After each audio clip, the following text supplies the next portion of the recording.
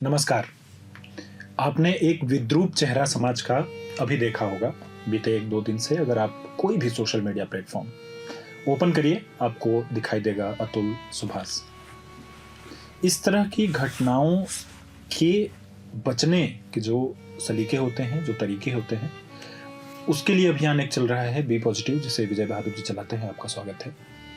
और क्यों ये अभियान और ज़्यादा आवश्यक है, क्यों इस विषय पर अधिक बातचीत करनी चाहिए, वो इस तरह की घटनाएं बारंबार साबित करती जा रही हैं।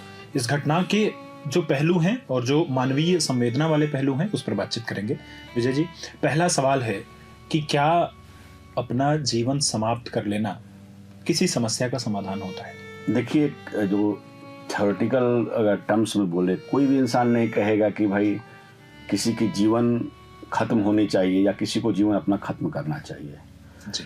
लेकिन हर इंसान अलग है, उसके सोचने का नज़रिया अलग है, उसकी व्यवस्था अलग है, उसका परिवेश अलग है, और उस व्यक्ति ने जो भी कदम उठाया होगा उस समय उसकी मानसिक स्थिति क्या होगी, और उससे पहले वो जिस पीड़ा से गुजरा होगा वो एक अलग विमर्श का विषय है। और जहाँ तक अतुल सुभाष की बात है, एक पढ़ा लिखा व्यक्ति जी। टेक्नो है, उस व्यक्ति ने किस हद में या किस प्रताड़ना से गुजरने के बाद इस तरह का कदम उठाया होगा, ये सोचने का विषय है। और उसने जो कदम उठाया, कोई ऐसा नहीं था कि वो नी जैक रिएक्शन था। आपने देखा होगा कि 80 मिनट का वीडियो बनाया, 24 पन्ने का पत्र लिखा, इतना ड्राफ्ट करने के बाद अपने दोस्तों को मेल किया, व्हाट्सएप ग्रुप में डाला।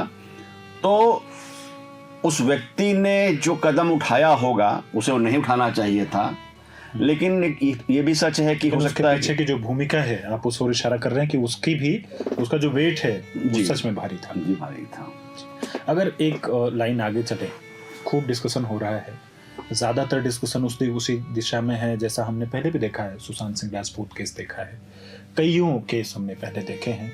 और ऐसे किसी मामले में अगर कोई सामने ऐसा है जिसके ऊपर उसका आरोप लगाया जा सकता है, तो शुरुआती जो रिएक्शन होते हैं वो ये होते हैं कि भाई उसको सबसे पहले, जिसके ऊपर अपराध वाली बात हो रही है या दोष जिसके ऊपर लगाया जा रहा है, आरोप जिसके, सबसे पहले उसके ऊपर कार्रवाई हो। वह तो एक विषय है, लीगल पहलू वो देख रहा होगा। और कई सारे लोगों ने अप्रोच किया है, बड़े बड़े वकीलों ने अप्रोच किया है, सुप्रीम कोर्ट ने चिंता भी जाहिर की है। लेकिन इस पूरे घटनाक्रम से ये बात हमारे घर के बच्चों के पास भी जा रही है, हमारे माता पिता के पास भी जा रही है, हमारे बुजुर्गों के पास भी जा रही है, क्योंकि एक्सेस सोशल मीडिया पे सबके पास है। इससे हमें समाज को क्या लेना चाहिए, हमारे परिवार को क्या, उसमें से कौन सी बात को हम समझें? देखिए, एक तो जैसा शुरू में ही हम लोगों ने डिस्कस किया कि जीवन समाप्त कर देना किसी भी समस्या का समाधान नहीं है। लेकिन अगर मुझसे पूछे तो मानवीय संबंधों को इस तरह से नर्चर करना चाहिए जिसमें इंसान को अपनी बात कहनी चाहिए और दूसरों की बात सुनने का भी साहस होना चाहिए। आप जो व्यक्ति कुछ कह रहा है उसे माने ना माने, ये उसके गुण दोष के आधार पर निर्णय कर सकते हैं, लेकिन कम से कम उसको सुनने की क्षमता आप में होनी चाहिए। और कहा भी जाता है कि जीवन में एक्सट्रीम जो है कभी भी ठीक नहीं होता है। हम लोग सुनते आए हैं कि जैसे वीणा के तार को इतना मत कसिए कि वो टूट जाए, और इतना ढीला भी मत कीजिए कि वो नहीं बजाने लायक न बजे। तो जीवन में सुख दुख जीवन का हिस्सा है, लेकिन अतिशय सुख और अतिशय दुख दोनों घातक है। जब अतिशय सुख होता है तो हमें पता ही नहीं चलता कि जीवन में दुख क्या होता है। और जैसे कहा जाता है ना कि सावन के अंधे को हर जगह हरियाली नजर आती है। इसलिए जीवन में जब आप बहुत अतिशय सुख में होते हैं तो वैसे समय में जब आपको डिफिकल्ट टाइम्स आते हैं, आप उन चीजों को हैंडल नहीं कर पाते हैं। इसलिए आपको थोड़ा जीवन में दुख भी देखना आना चाहिए या देखना चाहिए, उसका अनुभव होना चाहिए। उसी तरह जीवन में अगर लगातार दुख ही दुख रहेगा, जिसे कहते हैं कि अतिशय दुख होगा, तो इंसान टूट जाता है, बिखर जाता है, निराश हो जाता है, और बहुत बार इंसान अपने लीला अपने जीवन को समाप्त कर लेता है, जो सही नहीं है, लेकिन ये इंसान करता है। तो बेहतर है कि एक मध्यम मार्ग की तरफ जीवन को ले चलने की कोशिश करें। एक सिनेमा, एक वेब सीरीज है, उसका एक डायलॉग बहुत ज़्यादा पॉपुलर है। तो उसका एक किरदार कहता है कि एक अपने दोस्त से वो नशे में होता है और कह रहा होता है कि आप नहीं समझ पाओगे, तो सामने वाला कहता है कि नहीं नहीं मैं समझ रहा हूँ, तो कहता है नहीं नहीं समझ पाओगे। तो ये नए लोगों को काफ़ी पसंद आया, ये काफ़ी वायरल हुआ। तो उसमें लोगों को अब लगता है कि नहीं, मेरी बात तो कोई समझने वाला है ही नहीं पूरे संसार में, और नहीं ही समझ पाएगा, कोई रास्ता ही नहीं उसको समझाने का।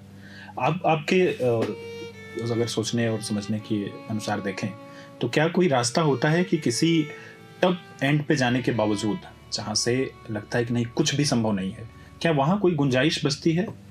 देखिए, जीवन में हर वक्त गुंजाइश है।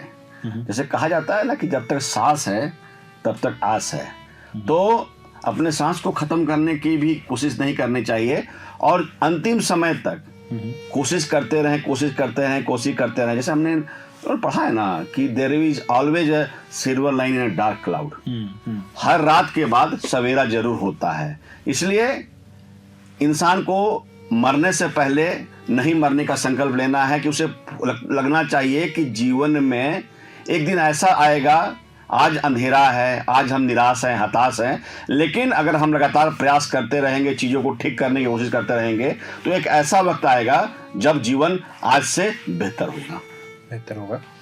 एक यहाँ पर छोटी सी बात ये भी लेनी चाहिए, अतुल सुभाष के केस से ही हम आगे ले सकते हैं कि अतुल सुभाष तो अब नहीं है, उनके परिवार के लोग हैं और उनके परिवार की जो हालात होंगे वो संभालेंगे।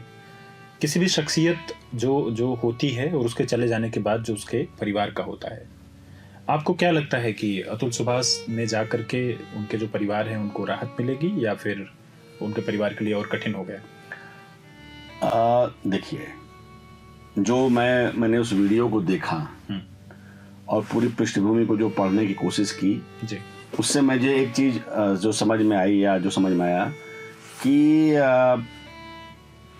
अतुल सुभाष न सिर्फ अपने को प्रताड़ित महसूस कर रहा था, बल्कि उसे ये चिंता भी सताई जा रही थी कि उसके कारण उसके माता पिता, उसके भाई और उसके परिवार के अन्य सदस्यों को परेशानी हो रही है। जी, जी। तो उसे ऐसा लगा होगा, और आपने देखा उसने कहा भी कि मैं जो अर्न कर रहा हूँ और मैं जो कंपनसेशन में दे रहा हूँ उसका इस्तेमाल मेरे खिलाफ में और मेरे परिवार के खिलाफ में हो रहा है। तो उसे ऐसा लगा होगा कि ये जो सप्लाई चेन है पैसे का, उसे काटने की जरूरत है, और ये तभी संभव है कि जब मैं अपने जीवन को खत्म करूंगा। तो मुझे लगता है कि कहीं ना कहीं अपने परिवार के लोगों को जो डिफेमेशन है, जो सामाजिक जो पीड़ा है, मानसिक पीड़ा है, जो कानूनी पीड़ा है, उससे निजात दिलाने के लिए उन्होंने ये कदम उठाया होगा।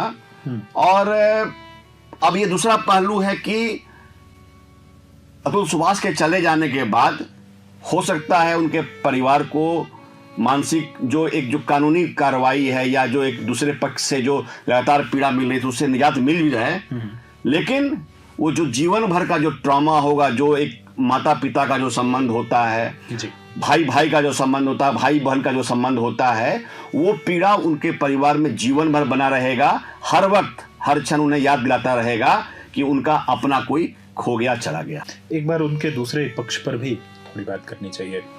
जो पैसे का लालच है उसको आप किस तरह से देखते हैं? इस खास जो अभी तक सामने आया है, जो जिस तरह का उन्होंने वीडियो बनाया है, हालांकि अभी सिंघानिया परिवार की तरफ से कोई बयान नहीं है, लेकिन जो सोसाइटी में बात फैल रही है कि पैसे की लालच, उन्होंने कोट भी किए हैं, पैसे बताए भी हैं कि 3 करोड़ लगेंगे, पहले वो 1 करोड़ मांग रहे थे, कई और लोग उसमें शामिल थे जो 5 लाख रुपए का डिमांड कर रहे थे। तो वह तो लीगल पहलू है, कोर्ट उसे देखेगा। हम उसमें एक पहलू की तरफ जाना चाहते हैं, पैसे का लालच है। मैं एक रिपोर्ट पढ़ रहा था जी। हाल के दिनों में जो घरेलू हिंसा है, जिसके ऊपर 498A की धारा है, उसका बहुत बड़ा दुरुपयोग हो रहा है। अच्छा। ये इस साल सुप्रीम कोर्ट ने भी इसको लेकर चिंता व्यक्त की, झारखंड उच्च न्यायालय ने भी इसको लेकर चिंता व्यक्त की कि एक ऐसा कानून है जो घरेलू हिंसा से महिलाओं को सुरक्षा देता है। लेकिन एक रिपोर्ट हाल के दिनों में मैंने पढ़ा, उस रिपोर्ट में लिखा, एक रिपोर्ट थी, उसमें नेशनल फैमिली हेल्थ सर्वे 5। इस रिपोर्ट में एक बात आई कि 18 से 49 साल की उम्र की महिलाओं ने कभी न कभी अपने पति पर हाथ उठाया है। अच्छा। और जबकि ये उन पतियों पर है जिन्होंने अपनी पत्नियों के साथ कोई हिंसा नहीं किया है। ओके। और उसी रिपोर्ट में 11% महिलाओं ने माना कि हाँ, उन्होंने अपने पति के साथ में हिंसा की है या हाथ उठाया है। महिलाएं सदियों से शोषित पीड़ित होती रही हैं, आज भी हैं। आज हमारे जो समाज का जो पुरुष का डोमिनेंस है आज भी खत्म नहीं हुआ, धीरे धीरे बदलाव हो रहा है। लेकिन इसमें भी कोई स्वीकार करने में किसी को गुरेज नहीं होना चाहिए कि समाज जो है आज भी उस तरीके से नहीं बदल पाया है जिस तरीके से बदलना चाहिए। लेकिन एक दूसरा पक्ष भी धीरे धीरे समाज के बीच में आ रहा है कि पुरुषों के साथ में महिलाओं के साथ न्याय होना चाहिए, लेकिन वैसे पुरुष जो निर्दोष हैं उनके साथ भी अन्याय नहीं हो, इसको भी देखने की जरूरत है। और जहां तक आपने कहा कि पैसों की बात, देखिए पैसा आज जीवन की जरूरत है, पहले भी था, आज भी है और आगे भी रहेगा। लेकिन जो पैसे को लेकर जो लिप्सा है, जो पैसे को लेकर आदमी का आग्रह है, दुराग्रह है, वो दिनों दिन और बढ़ता जा रहा है और इसकी कोई सीमा नहीं है। और जब आपका लस्ट बढ़ता ही जाएगा और जब उसकी कोई सीमा नहीं रहेगी तो आप उसको पाने के लिए तमाम तरह के हथकंडे अपनाने लगते हैं, गलत सही की पहचान नहीं कर पाते हैं। और जब आप गलत करने के लिए तैयार बैठे हुए हैं तो आप मान के चलिए कि हर चीज जो गलत है वो करेंगे, जिसके बहुत सारे दुर्गामी परिणाम होते हैं। मानवीय संवेदनाओं को लेकर के उसमें 2-3 उल्लेख हैं, उसके ऊपर जाते हैं। जैसे कि किसी व्यक्ति पर यह टिप्पणी करना कि अरे तुम अभी मरे नहीं, तुमने पिछली बार कहा था कि तुम तो मर जाओगे, सुसाइड कर लोगे। इस तरह की बातें हम लोग अक्सर कर जाते हैं कई बार। इस बात को अब तो चूंकि उन्होंने अपने वीडियो में कहा है तो काफ़ी जोर दिया जा रहा है, लेकिन कई बार मैं देखता हूँ कि बातचीत के दरमियान हम किसी के ऊपर इस तरह का टिप्पणी करते हुए निकल जाते हैं। हमारे लिए बड़ा आसान सा होता है, वह व्यक्ति उस वक्त कैसे दौर से गुजर रहा है। तो इस तरह की टिप्पणियों पर आपका क्या कहना है? क्या ख्याल रखना चाहिए जब आप किसी से बात करें? देखिए अतुल सुभाष की जो बात है, मैंने शुरू में ही कहा कि हर व्यक्ति की मानसिक स्थिति अलग अलग है, उसके समझने, उसके सहने की क्षमता भी अलग अलग है जी। तो उतना ही ये सत्य है कि जब किसी के साथ आप कम्युनिकेशन करते हैं, वो परिवार का सदस्य हो, परिवार के बाहर का सदस्य हो, मित्र हो या जो भी है, कोई अननोन भी हो, आपको अपनी भाषाई मर्यादा का ख्याल रखना ही चाहिए और रखना पड़ेगा जी। क्योंकि बहुत सारी चीजें ऐसी हैं जब आप संवाद में कह जाते हैं, आपके लिए हो सकता है वो मजाक का विषय हो, आपने हो सकता है उसको लाइटर नोट में भी कहा हो, लेकिन सामने वाला किस तरह से उसे अपने ऊपर लेता है, समझता है, किस तरह से अपने को संभालता है, ये अलग विषय है। और जब वो उसके समझने और सहने की क्षमता से ऊपर चला जाता है तो इस तरह की घटनाएं हो जाती है। तो मेरा मानना है कि जो आपका जो कम्युनिकेशन है उसमें बहुत ही संतुलित तरीके से बात करने की जरूरत है और अपनी सीमा को एक हद में रखने की जरूरत है। आपने एक कोट भी किया, एक आपके पास रिपोर्ट भी है जिसमें हम बात कर रहे थे, जैसे ये बड़ा आसान है। देखिए हम 2 पुरुष अगर डिस्कस कर रहे हैं तो इट्स वेरी इजी कि कोई कहे कि ये तो दोनों पुरुष हैं, ये महिलाओं का पक्ष कहाँ से समझेंगे। उसी तरीके से एक और बात आती है, ये जो फैमिली कोर्ट्स हैं उनमें कई ऐसी रिपोर्ट्स आती हैं कि अक्सर जो तलाक वाले मामले होते हैं उसकी जो कोर्ट में नियुक्तियां हैं वो महिला जज की है। तो वहाँ भी एक स्थिति ऐसी बनती है कि भाई जो पीड़ित हैं वो भी महिला हैं और जो सुनवाई कर रही हैं वो भी महिला हैं। तो ऐसी स्थिति में जो जेंडर बायसनेस है उस पर आपसे एक सवाल पूछना चाहते हैं कि अपने आप को अगर किसी डिसीजन मेकिंग अगर आप हैसियत में हैं, उस कुव्वत में हैं, तो वहाँ पे किन बातों का ख्याल रखना चाहिए कि जेंडर को लेकर के बायसपन जो है वो आज उसके हम बहुत दुर्गामी परिणाम देख रहे हैं, बहुत ऐसे परिणाम देख रहे हैं जिसकी वजह से यह अतुल सुभाष तो चलिए एक केस था जिनको लेकर के इतनी सारी चर्चाएं भी हो रही हैं, ऐसे ढेर सारे केसेस लाइन लगाकर कतार में पड़े हुए हैं, बस वो बातें सामने नहीं आई। देखिए जेंडर बायसनेस के बारे में जो आप बात कर रहे हैं वो होना लाजमी है, खासकर महिलाओं के केस में, चूंकि महिलाओं के उत्पीड़न का हमारे समाज में, हमारे देश में लंबा इतिहास रहा है और एक पुरुष के रूप में हम इसे स्वीकार करने में बहुत ही गुरेज करते हैं और हम कहते हैं कि भाई देखिए अब तो महिलाओं को बहुत आज़ादी मिल गई है, हम लोगों ने आज़ादी दे दी है जी। तो जो ये दे दी है जो शब्द है, ये अपने आप में मुझे लगता कि सही नहीं है। जी जी।